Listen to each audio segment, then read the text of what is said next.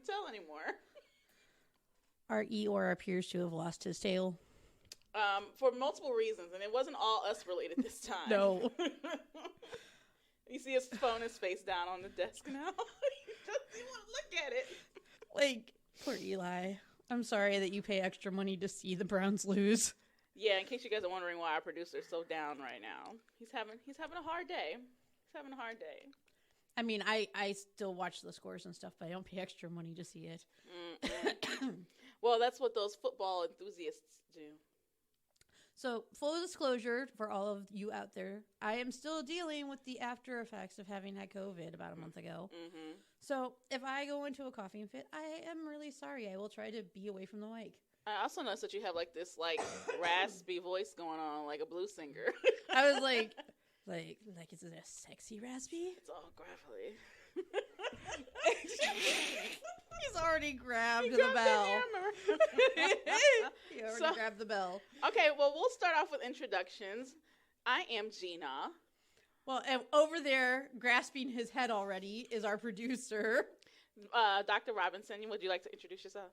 I'm Dr. Robinson. He's like, I don't have anything to drink. I drink all my pop.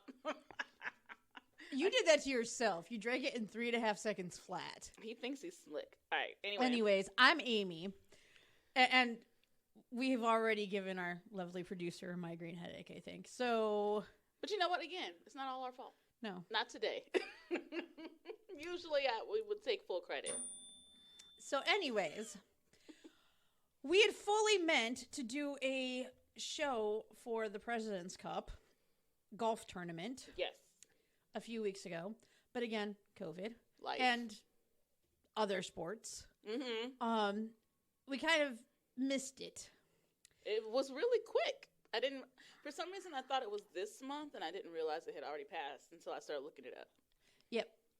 And so we want to kind of bring you guys information about it in case you watched it and had questions, as well as so that you know that this style of tournament happens every year, but the President's Cup and the Ryder's Cup flip-flop. Yes. So one's on even years, one's on odd years. Full disclosure, when I read about the President's Cup and it said it happened at the same time, like it gave me dates and I was like, wait, what?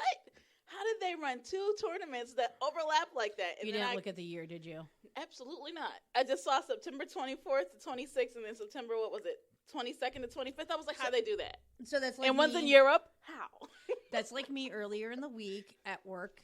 I had to plan a big event for this last Friday.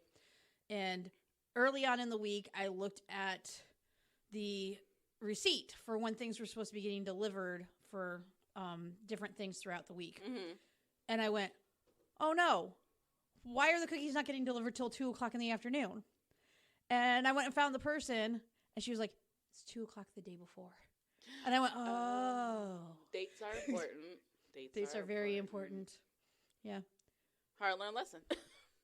Why is he watching again? Why do you do this to yourself?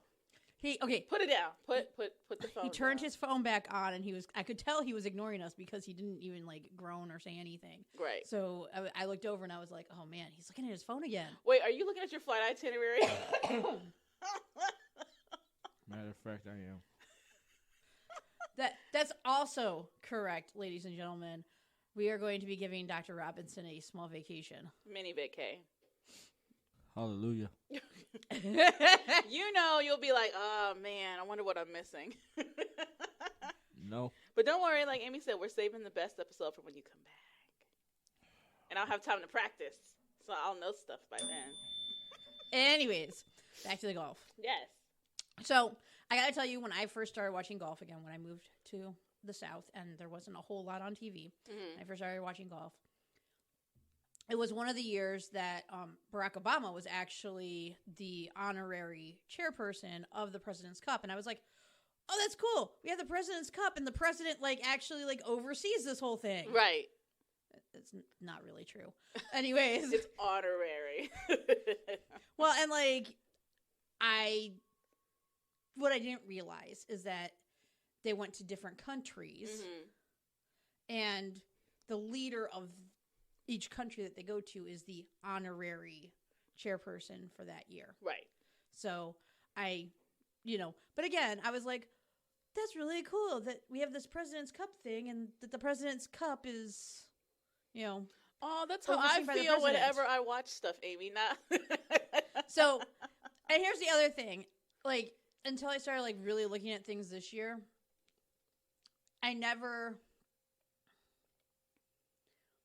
took the time to fully understand what the difference is between the Ryder's Cup and the President's Cup were. Yeah, it's very similar And in a lot of ways, though. They are, but, like, I always thought in my head the Ryder's Cup was played in Europe and President's Cup was played in the U.S. Because of the name by itself, you would think that. Makes total sense. And that's not how it is.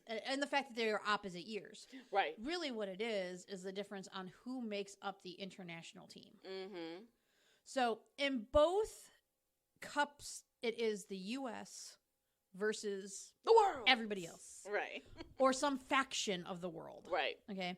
So originally, Ryder Cup was U.S. versus Great Britain. Mm-hmm. And then in the mid-'60s, it became U.S. versus Great Britain and Ireland. Right. And then in 1979, one of the best years ever, Hint, hint, nudge, nudge, the year you were born.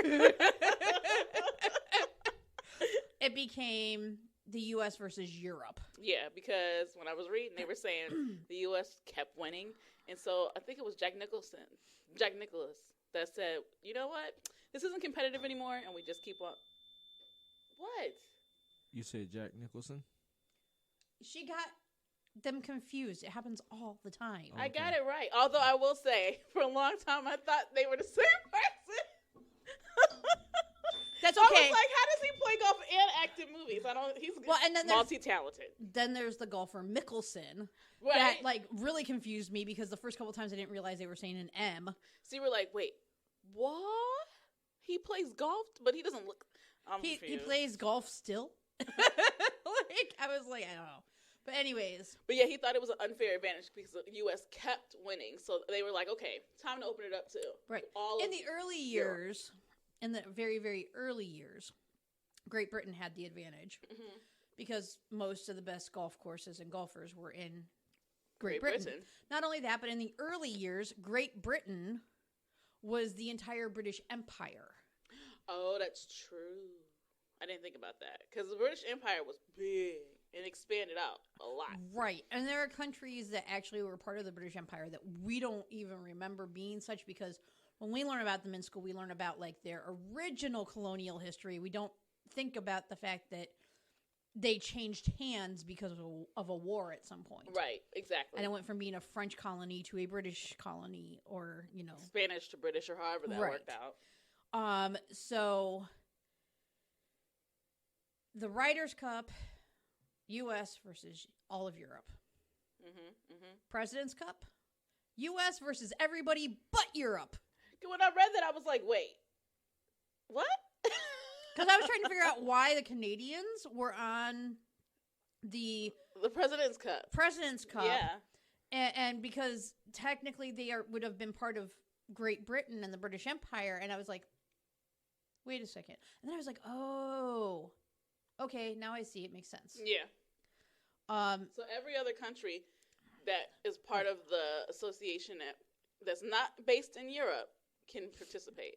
So Asia, South America. a lot of the players end up being South American, African, they said Korean, Australian, and Canadian. Yeah. So that's kind of like the main thing to think about with the two is just the difference between the two ways where they grab their team players from. Right, for the international side of things. So Excuse me. there's also a difference in how they actually select the amount of players that are on the team and who gets selected and whether there are how many slots are open for the team captains to choose and things like that. Yeah. That's all kind of nitty gritty, honestly. And they've said like it changes a lot, but it's usually either based off of prize money, like who's won the most, or it's based off of prize money and like where you rank in the world depending on the tournament. I was gonna say most of them are world rankings. Okay, yeah. But also there's a difference between like the President's Cup. I think there's only like 4 slots that the team captain gets to choose. Okay. And Ryder's Cup, there's 6. Oh, is it still teams of 12? Mm-hmm. Okay. But in one, there are more that get in based off of their rankings, and in the other one, there's only 6 that get in by rankings, and then 6 are chosen by the captains. That's interesting. I feel like that could be very like clubbish. Well, I think it's actually more a strategic advantage that they're looking at. So they look at who on the European team got in off of points. Right. And they go, well, I think this guy generally gets under this guy's skin. And that makes sense. Yeah, you're trying to like figure out who's going to play well against other people. Right. Because we are talking about match play with these tournaments. Mm-hmm. We are not talking about straight play. And or they are done stroke on play. or they're done on a point system instead of how many strokes you have. And can I say it took me like 3 or 4 times to read that to totally comprehend the differences between the two. Because and you're so used to just counting your number of strokes. Then when they were talking about, sometimes you count them together and sometimes everybody has their own, but they all still get calculated together. I was like, well, math. Right, yeah, there's Math. that is all that golf is a game of math. Right. Eli looked at me like, I don't even know what you're talking about. Are you watching the game again? No. Let me see your film. Anyway. So, in match play, there's different formats of match play. Mm-hmm. There's what's called foursomes, and there's 4-ball. I knew it. I knew if I was going to look up, he was going to be laughing like a little schoolgirl. Because he's like 2 years old at heart. Because he's like every other gentleman out there, and they don't get beyond like 15. Apparently. I've told you. Oh, that's what he laughed at? Yeah, that's what he was laughing at. Yeah. And foursomes. Oh. I might have talked that one up. Let me dig myself with that one. Yes. Thank you. I've told you my theory about the male maturity brain, right? Yeah. Yeah. So for all of you out there, shockingly accurate. I have one theory. My one really good friend, he has another theory that he gave me, but it involves more math because he's an engineer. Mm. My theory on it is that to find out a gentleman's true mental age, you ask him how old he is. Eli, how old are you? 35. Okay, so he's 35. Mm-hmm. That means he's been alive for 3 decades. Yep. You subtract those 3 decades from his age, so that's 30 years, which means that he's actually 5. Makes so much sense.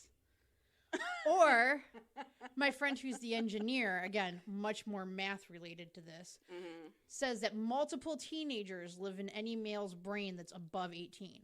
Is this true, Elijah? So basically, however you have to add it up to make the years. So it'd be like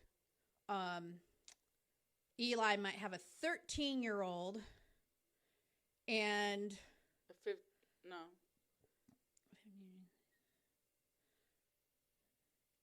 And an 18-year-old in his brain. Is that right? Yes, 13 and 18. That's a big age gap. But he's got a 13-year-old and an 18-year-old in his brain at all times. All bad. All bad. Because you know what? 13, you're just hitting puberty. 18, you're starting to wrap up on the puberty thing.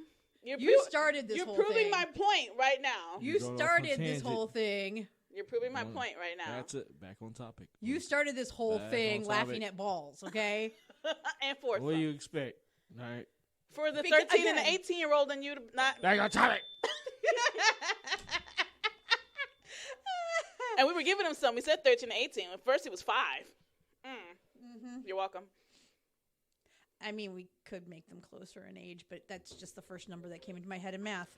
Sure. But whatever. Whatever, Eli, whatever. So back... That's the second time in a row we made him leave the studio. I hope the door's unlocked. He took his keys. Oh, okay. That would have been hilarious. I wonder how many times he's going to pop his head back in the door and yell, dang it. I don't know. We heard him in the hallway, so. Anyways, So we've got the foursomes and four ball. Yes. There is a difference, and in fact, there's a difference in the format of how many rounds of these are played each day and whatever with the two different tournaments. And they play a lot of golf on these days. We are going to stick with just describing foursomes and four ball right now, and then we'll go over like what type of ball is played on each day for the events. Okay. Good starting point. So foursome is when you and a teammate go against another pair of teammates from the other team. Okay. But you're alternating shots on the same ball. So two teammates, we share one ball. You and me playing in a foursome. Okay. Okay. You tee, I take the shot from the fairway. Okay. You take the first putt. Then if there's another putt, I would take the next putt. So we just go back and forth. forth on the same ball. Okay. Okay. And we decide who's going to start on the tee. Isn't it alternating opposite even? I do believe that like whoever starts on one will then start on three. Yeah. I don't think they have the opportunity to choose. That's what it said in the thing that I read. Who starts the next one, but I would also say that most tournaments probably have individualized rules as well. True. So like generally if you're going out and playing foursomes, you would. And then you're playing that single ball and it adds up into one score. Now, here's the important thing again about match play. You're not looking at the raw score for each hole. Right, which is the number of strokes that it took to get the ball in the hole. Right. What you're looking at is, does my score beat their score? Because if my score beats their score, I get a point. So let's say it took you and me, it's a par 4. It took you and me 5 tries to get it in the ball in the hole. But the other team, we have a bogey. So and then the other team, it took them. They got it in par. They got it in 4. They would technically have won the hole. They got that point. And quite honestly, if both teams are on equal number of strokes, right? If the first team gets it in on par, the second team gets their chance, and if it doesn't go in, they don't even bother hitting the ball until it goes in. Oh, they just give the point. If the first team, doesn't get it in on that par number, and the second team gets it in first, they take one more shot to try to get it in to match. To tie it. And Okay. So like whoever scores first, you're basically going to seed so that we don't have to take any more shots. So is it kind of like whoever scores first sets the bar? Like you have to get it in this many because they've already got their ball in the hole. If you are hitting the ball first and the second team gets it in before you, then it's just over. Yeah. I should say. You don't even take that chance because why? You've already gone if you were at the same number of strokes. Now, if you let them play before you because either they were in direct line in front of you to the hole, or if you let them play before you because you were figuring out where you were going to hit because you wound up in the bushes, that's a different matter because now you've switched roles. Okay. And now you just have to watch who's on what stroke number. It's very strategic. It is incredibly strategic. That's the thing about playing team golf and especially match golf. Yeah. So match point golf, which is what this is for team, is a very strategic game where you're watching what your other people are doing. Because you're also kind of paying attention to what the other people on your team are doing with their matches. Right. And so you're always watching. Now, four ball is when every player in a 4-person match. Still a team of 2 per. 2 per team. Okay. Still. Okay. Still pairs for your team. But every person has their own ball. Oh, that's just confusing. So I'm assuming these balls are all marked, so everybody knows Yeah, whose ball is whose. At every tournament, every ball is marked. It's like mini golf. Like we all get different color balls, so we all know whose ball is kinda. whose. I mean, they're all the same, but they mark them with little symbols Right. in the divots. Yeah. Gotcha. Okay. So they'll use like a little Sharpie to, I don't know whose symbols are what, but maybe Justin is a star, and Tiger It's is a square. Yeah, I don't know. I said square. triangle or whatever. Somebody's a parallelogram. I'm certain. Not to God. Now you're just being silly. Anyways, I just like saying the word parallelogram. Parallelogram. I've always had to say that, so it's like spelling Mississippi. Mississippi. No, Cincinnati's the harder one. I don't even try that one. CINN. ATI? No, that's wrong. Cincinnati. ITTI. So there was a song, No. the Drew Barrymore version. There's a Drew Barrymore version or hold on. something? Yeah, there's a Drew Barrymore version of Babes in Toyland. So not the original black and white one with Right. Laurel and Hardy. In the 80s, they made a Drew Barrymore version. Huh. And she's from Cincinnati, and all of the Toyland people keep calling it Cincy-Watsky. Okay. What was the name of that show? I don't remember the name of the show. But I remember WKRP the in actor. Cincinnati? No. Oh. There was an actor, never mind. I can see his face in my head, and I can't remember the television show that he was on when I was a kid, but he was playing the evil guy from Babes in Toyland. And he kept saying that she came from Cincy-Watsky. And she had a whole song in the movie where she spelled out Cincinnati. Oh, good for her. And that's how my brother and I learned how to spell Cincinnati. I still don't get it right, but that's okay. Hey, you got it way closer than I did. You got it right. Anyways, so in four ball, everybody has their own ball, and they're all marked in different ways, right? So that you know which ball is yours. Right. And you are playing your individual ball. Again, if your teammate gets it in first, you don't bother getting it in if you're already at the same stroke count as them. So, like, if you and I both were already at 3 strokes apiece, right, and they got theirs in 3, I don't need to go again because, right. Yeah. Or you and I on a team, I get it in at 3, they get it in at 3. It's considered a tied hole. Oh, okay. So only one person on each pair. Okay, gotcha.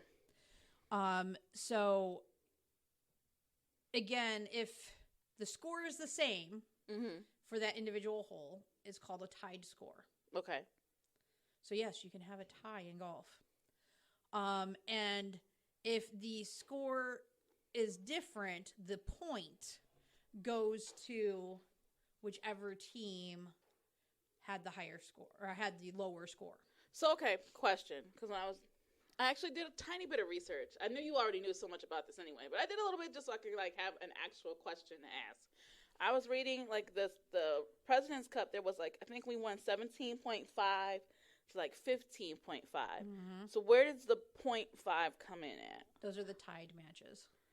Okay, you get a half a point each for the tie. So if we finish all 18 holes and our scores are tied, then is that how that works? No. So if you So if you have the tied holes, okay, and then you wind up at the end with both having the same amount of holes won. So, say 15 and 15. Right, or 7 and 7 or whatever. Whatever, yeah. So you do 7 and 7, and then there are 2 tied holes. Okay. Then that match is tied, and therefore each team gets a half a point for that match. Okay. I think I get it. So the points aren't awarded per hole. So it's very difficult to... Well, this is how the explanation was broken down when I read it on the most resourceful source in the world, Wikipedia. It said for the foursomes, you get golfers on the same team take turns, like we said, alternating shots until they get it in the hole. The hole is won by the team with the fewest strokes. So each hole, like of the 18, is a point for that match. Okay, I'm confused. So just like we talked about before, with each day being a new score on a regular golf tournament, Yeah. and then they add them all up at the end to give you your overall score. Mm-hmm. Each match. So wait, okay. A match is either the day of foursome or the day of four ball. So that whole day that you're out is a match. A match is just the foursome of players. So the 4 people together is one match. And all 18 holes within that time they're together is a match. So how do they count each hole then? So they score each hole, 1, 0, or tie. Okay. And if at the end of the match, the score for the entire match is tied, then they award a half point for the tournament to each side. Okay. That is not how that explained it on Wikipedia. Your explanation is just making my head hurt. It was a lot more simple on Wikipedia. I really thought I had a good understanding of it. Wikipedia? Really? Wikipedia is actually a really good resource now. Really? Yes, because they've cleaned up a lot of it. Not only that, but if you find an article, it usually has actual resources, and if it's a good article, it will be verified. Mm-hmm. Oh, okay. Yeah, it has expert verifications now. Thank you very much. And it has the thing on Wikipedia now where if you're an expert and you see that something's not correct, you can go in and actually submit a correction for the citation. You've always been able to do that, but they actually now have verified experts in every field. Yeah. So I think that's really cool as a librarian. Absolutely. I still wouldn't say that you could do like a dissertation paper on Wikipedia. Absolutely not. Yeah. You can do most things. No, and most of my understanding just comes from watching, and I'm having watched several times. Yeah. Because as you're watching the matches, there's a box that pops up every time that they're with a particular. This is going to get very confusing because no matter what kind of golf they're playing with 4 players out at one hole at a time, it's always known as a foursome. Yeah.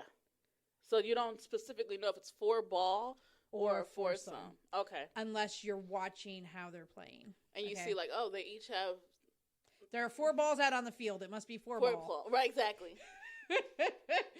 I'm sorry. Eli keeps smirking at me. Anyway. I'm not looking at him anymore.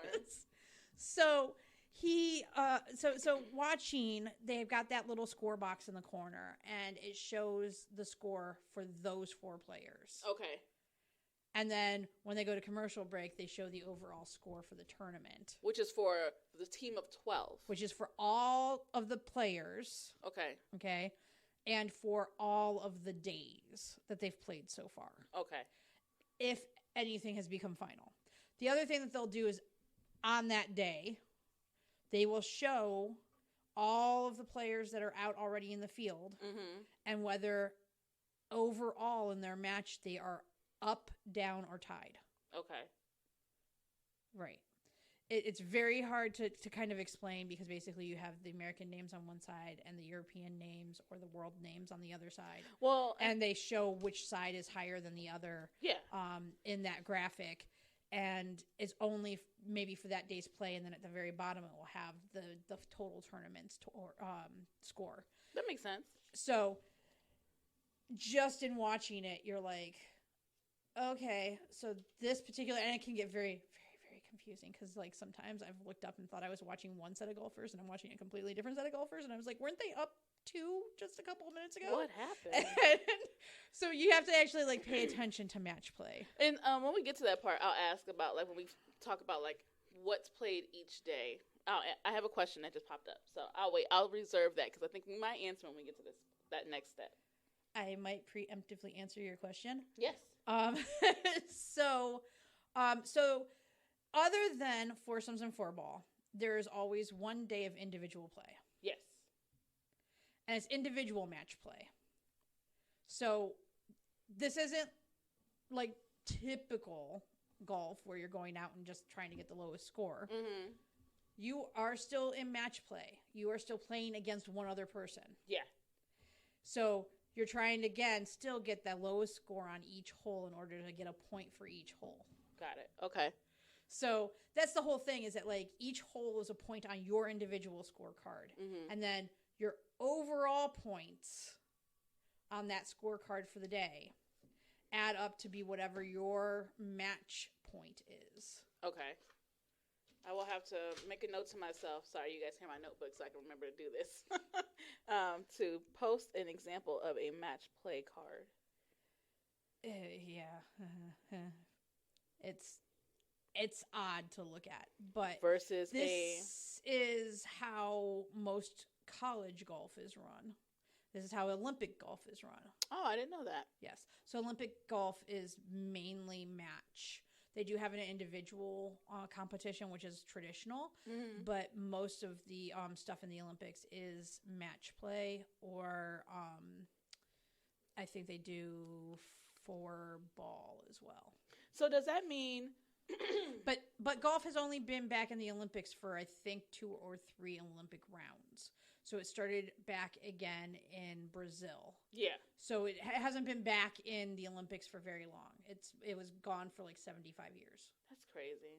And it's such a big sport around the world, you wouldn't think. Mainly it has to do with the fact that the Summer Olympics comes right in the middle of the normal PGA Tour. Oh, that's true. And then they're losing money because they're playing on an amateur game. Okay, that makes sense. So that makes sense. Okay, let me double back real quick as far as like the scoring goes. So each hole is worth a point. Does that mean at the end of your match there's a max of 18 points that can be earned? Either, let's say one team was just that good and they won every hole, would you get 18 points for your... No. So you only have a certain number of team members going out to play. Okay. Okay. And you get a point for that foursome or that 4-ball team that went out. Okay. So each pair that goes out from your team can earn 1 point for the day. So we go out. We've won, I don't know, 9 of the 18 holes. Oh, I'm sorry, 10 of the 18 holes. Mm-hmm. So we won that match because the other team cannot, at that point, win any more holes that would put them over us. Right. So for all 18 holes, we won 1 point for the whole day. For the tournament, yep. Okay. All right. I got it. Because even when I was looking at like the diagram of like how everything is laid out, I was like, this math doesn't make sense. I hate math. I mean, I'm probably one of the few librarians that goes against the entire stereotype of librarians having gone into books because numbers don't make sense. Man. I actually can make numbers make sense. I was struggling. I was on the struggle bus. Thank you. That Yes. only took all morning of me reading and still not getting it, and then you give me that like one simple explanation. That's what I'm here for. Oh, God. Okay, moving on. That's why you chose me. I don't want to dwell on this anymore. I feel so dumb. The happy dance, though. Oh, you did not. So I question whether I should say anything, but by the time this gets posted, my supervisor will know. If she happens to listen or somebody else I know happens to listen and says something. Mm-hmm. Last week I was offered a new job. I was going to say something, but I wasn't sure. And I had to negotiate the pay. Right. In order to get a similar pay to what I am currently making. And when I did all that and everything got finalized, I started doing happy dances all around. And people at work that I am really good friends with that I told just started laughing because, like, I was doing my little happy dance and they were very happy for me. But yeah, my little happy dance is like a full body, like turn in circles, shimmy shake, everything's moving. This is for you. It's much better than the sad trumpet for Eli. Yeah, that's true. Hold on, let me see if I can find a sad trumpet. I mean, I'm perfectly fine with just doing it myself. Wah, wah, wah. He's over there trying to ding us. He doesn't pay attention to us for the last 15 minutes, and then all of a sudden he's like, "Oh, I gotta ding these." He people. wasn't even in the room. So, I had a meeting I had to go to. A meeting for your sanity. Is that what you're saying? Yeah. Oh, you had to go hug yourself. we love you, Eli. Oh, yes, we do. At least he didn't leave. He just took his I know, he headphones just took off. his headphones off. Like he can't hear us or something without the headphones on. But anyway, okay, back to. He's not truly like Razan Frazier. He doesn't have a piece of glass between us and him. That's true. He can't completely, like, sound us out. No, you don't. You know you love us. Anyways. Right. So, yeah. So each day, in fact, there's usually actually a couple of players that are sitting out Yeah, that makes sense. on each team each day, getting rested and all that. Because there's only, especially in the President's Cup, there's only 5 matches every day. Okay. There's 5 4-balls or foursomes on Thursday. 5, same thing, foursomes or 4-ball on Friday. Mm-hmm. Then there's 8 matches total on Saturday, which means 4 in the morning. This is where it gets complicated. Yeah. 4 4-ball matches in the morning Okay. and 4 foursomes in the afternoon. 4 4-ball matches in the. So on Saturday, everybody plays. No. So there's 8 matches. 8 of your people will go out, Okay. right? Or whatever. So yeah, 8 of your people will go out because the same 4 people that are doing 4-ball are going to play foursomes in the afternoon. Oh, see, I thought they couldn't do that. I had read something where they said they're not allowed to have more than, you can't play more than one or the other on the same day. But they only have 12 people in the first place. Well, so if 8 people are going out, Right. there's no way that you can't have people who aren't playing in both. So, anyways, Okay, well, I'll reserve this question as well because what I'm looking at isn't okay. I'll reserve that question. Go ahead. so it also has to do. I mean, it could be different for Riders' Cup and President's Cup. But yes, the Thursday and Friday, you have 5 matches, which means 10 of your players go out. Mm-hmm. Both of those days. And then Saturday, and here's the thing, is that technically the team captains, who are not playing, by the way, Right. the captains are like the skipper of the baseball teams, right? Mm-hmm. They are like the coaches on the football team. They can decide if they don't like the way a pair is working together, they can switch out somebody with that pair. Oh, really? Yeah. So they can switch a player on that team. So, like, the captain of the U.S. team can be like, I don't like the way Tiger's playing. I'm going to take him out and put somebody else in his place to finish that match? No. Or they have to... In the morning. Oh, okay. That's what I was wondering. So say on the first day that the pair didn't do that well, Mm-hmm. right? Mm-hmm. And he might look at the pair and go, maybe this person would play better with that person. Okay. And the next morning, instead of the original pair coming out, it's the new pair coming out. Oh, okay. I got you. It can't be in the middle of, but it would be the next day. Gotcha. Okay. So, like this one, if, and I was looking at the Riders' Cup structure versus the President's Cup structure. if Justin Thomas and Jordan Spieth aren't playing well together, Mm-hmm. he may go, you know what, I'm going to put Justin with Tony Finau for today. Okay, and just see how that works out. Right. See if that's a better chemistry. Gotcha. Okay. Or if somebody winds up, getting hurt, pulling a muscle, something like that, Mhm. in the first day, they can then switch out the players for the second day. Okay. And so basically only 10 of your people are playing on Thursday and Friday. Mm-hmm. Then on Saturday, you have 8 of your people playing, 4 and 4, morning and afternoon. Right. Now,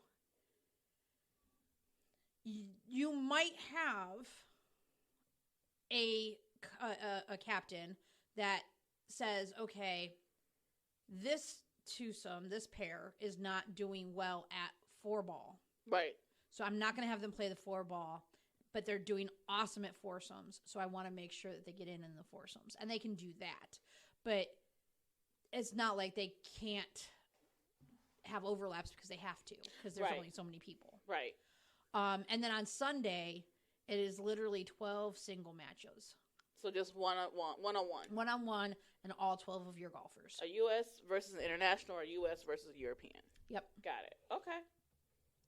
And that's just the President's Cup, because the Ryder Cup has a completely different structure. And that's why I was getting confused, because when you were talking about, I was looking at the Ryder Cup, but you were looking at the President's Cup stuff. I was like, oh, okay, I get it. Got it. Mm-hmm. So, in the Ryder Cup, U.S. and Europe, they face off 4-ball matches in the morning and 4 foursomes in the afternoon on day 1. Right. We normally do that on day 3 of the President's Cup. Mm-hmm. Although they only have 3 days. Yeah, they don't do for the a Ryder 4th Cup. day. They don't do a 4th day. On day 1 and day 2, they do the morning and afternoon sessions. And then on day 3, it's 12 single matches. So the President's Cup tournament is longer. Yeah. Has more points to get, more points to gain. And those are, really where the majority of the differences are. Right. And I will say, as a disclaimer, that the President's Cup and the Ryder Cup are all male competitions. There is a female version of both competitions, I think. But these two that you hear about, you'll never hear like a lady participating. You can have a chairwoman, Right. because of the country that it's held in. But these two particular, what? Anyway. It's just Eli watching his whatever on his. Eli is sitting there smiling at his lap. I had a teacher who used to go around in college, and she's like, I'm just going to start pointing out when all y'all are sitting there looking at your laps and smiling, because I don't know if you're looking at your phone or if you're doing something else. I had a feeling that's where that was going. I knew that's where that was going. Don't you dare ding that. You're wearing all black. Can't tell from here. Don't you dare ding that. What, playing pocket pool or what? Maybe pocket pool, maybe just outright pool. Hard to say. Depends. Right. Or maybe you got sent some sexy pictures. Who's sending you sexy pictures?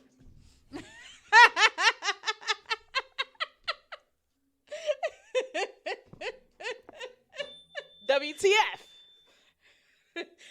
Anyways, yeah, so there are almost every tournament out there. There is an LPGA. Because these are tournament. PGA-sponsored tournaments as well. LPGA is the ladies' PGA, Professional Golf Association. The one that was... So, tournaments that happen for the gentlemen at specific clubs were some of the last ones to become LPGA tournaments. The newest LPGA tournament is the female version of the Masters because, as we talked about when we did the Masters show, Augusta National did not allow females to play on their course until a few years ago. Yep. So, but yes, these are all male tournaments. So that's the real, like I said, those are the differences between the two tournaments. Now, what other questions did you have, Gina? Or what other points were you making? Well, now that we cleared up the whole how the point system works, because that's not what I was. Anyway, now that we cleared that all up, that Gina figured out the rubric and the math and the guidelines, and there was a reason why I switched my major in college from she took out business the slide economics rule to athletic training. Okay, Gina took out the slide rule and the compass, and yeah, and the abacus. I don't think I have any other real questions. I have a fast fact thing of when I was reading about the President's Cup in particular, because that's usually the one we were. Oh, you know what we should talk about real quick? Match play, as far as like what is it called? The one with the celebrities play in it. Oh, so the invitationals and Yes. the pro-ams. The pro-ams, yes. Yes. Let's touch base on those real quick. Because that is technically still match play. It's just not it's not match play as far as like the Ryder Cup or the President's Cup, where they Right, play right. these like long days and series of stuff. Well, they do, and some of them they play multiple days, but they are not, the necessarily the prestigious things where you're walking away with a giant silver trophy Exactly. or a giant silver platter that is bigger than your chest. And I will say that a lot of those pro-am celebrity tournaments, match plays, are also for charity. Like with the Ryder Cup and the President's Cup, those are actually for purses, like money that the players get to keep. But a lot of these other ones are for charity. And big, giant, honking pieces of silver. But yeah. Very true. Very true. Because those things are ignorantly big. I'm not going to lie. So the pro-ams, this is where they take a professional golfer and match them up with an amateur golfer. This does not mean an amateur athlete. Right, Charles Barkley.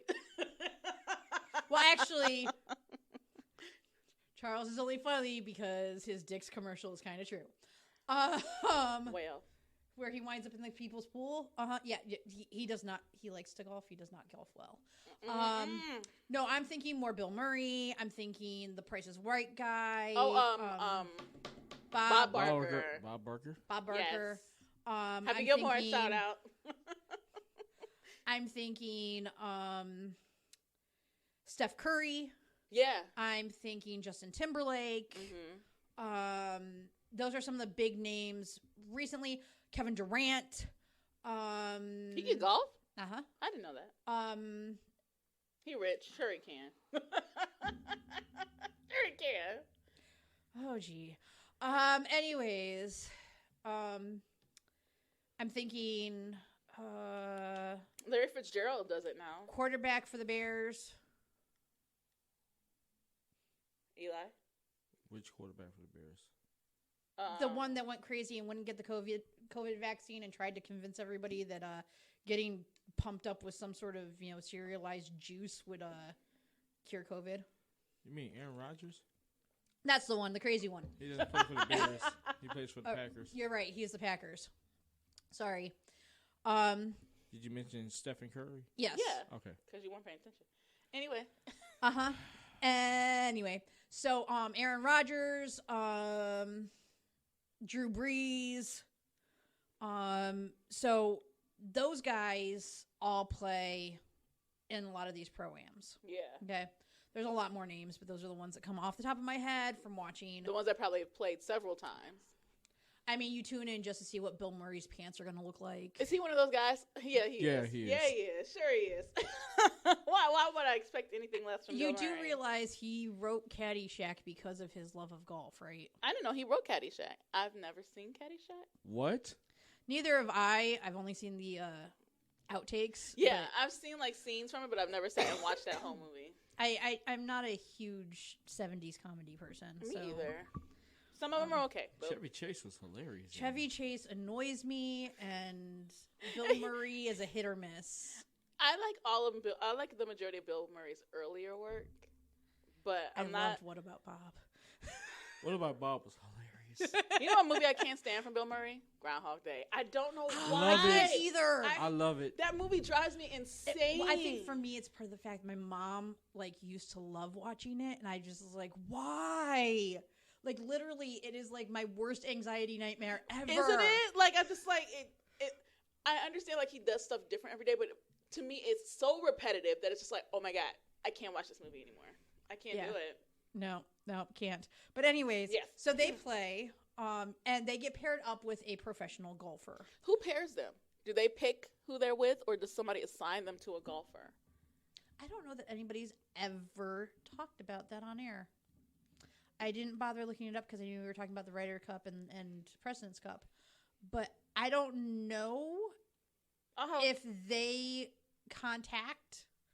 Like, I have a feeling that there's a lot of crossover. Yeah. As far as, like, when you're in that level of celebrity. Mm-hmm. where you can, say, hey, I'd like to play with, whatever. Right. So my guess is if somebody approaches them about doing a pro-am, they say whether or not they'll do it. And then they say, hey, who would you like to be paired with if you could have anybody? And then they try to make that work. Okay. That's my guess. We'll Because have that's to how look I into would that. do it if I was running a tournament. Or if Now, it- we always know that the way Amy would do things is not necessarily the way things work. Facts. Because if Amy did things, there would be so many things different. But anyways. You're too And logical. I think everybody feels that way about things in their life, is like that whole thing of like, if so-and-so ran the world, if I ran the world. I would be doing blah, blah, blah a whole lot more differently than they're doing it. So, But if any of you out there listening know how they pair up celebrities and professional golfers, I would love to know. but usually there's a great camaraderie happening. There's great foolishness happening. These are the tournaments where you have like the hole-in-one contests. Okay. Where they'll say, if somebody hits a hole-in-one on hole number 12, then we are giving a brand new Chevy Tahoe to a random person in the audience. And you're like, what? Yeah. Like, or the charity gets an extra $300,000. And you're like, Wow. So this is almost like the All-Star weekend of golf. it kind of, yeah, the pro-ams, they're fun. Yes, Golf is yeah. what they are. Okay. There's also father-daughter tournaments, father-son tournaments. I'm certain LPGA has mother-daughter. Brother-sister. Yeah. Yeah. Or there's what they call family member tournaments where, Okay. you choose your family member that you want to have playing with you. There's a lot of father-son teams out there. There's a lot of fathers and sons who are both professional golfers anyways. Mhm. I always find those pairs to have a slight unfair advantage Have you compared ever to saw Tiger Woods and Yeah. Charlie playing together. Right. Although Charlie is, for the fact that he's like 13, he is Really rock good. solid. He's really good. He is rock solid. That's his son. and he's Yeah. and he's got his dad's swing. So that means he's going to come up And with then probably. Tiger has a niece, Cheyenne, who plays. And as she can well. play, too. Yes. That must be like in their DNA to play golf. It wasn't before Tiger, but yeah.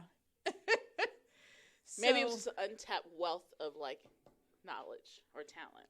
So, anyways, Eli did flash us the sign that said that we had limited amount of time left a little bit ago. Where are we now, Eli? About 52. Okay, I do have one last question then, and then we can Okay. wrap up. As I was reading about the team tournament, they were talking about handicaps. What is a hand? I've heard the term. What is a handicap in golf? So that is the number of points that you get spotted. So, Like based on how good you are? yeah, so I don't exactly know how handicaps work. Okay, I I've just- always heard it, but I just know what it is. I don't know how you figure it out. okay. I'll put it that way. So they spot you so many points based on how good you are, essentially. How bad you are. Oh, so they're like, if I was playing it, like Your spot me. handicap would be higher the worse you are. Oh, so my handicap would be 18. 20. Let's give her a nice cushion because we all know. Okay, I'm looking that up now. If I have a built-in handicap of 10, I'm be good.